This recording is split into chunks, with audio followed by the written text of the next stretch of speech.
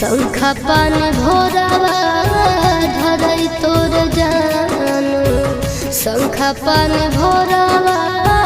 धरई तोर जानू करत पापा कन्यादाना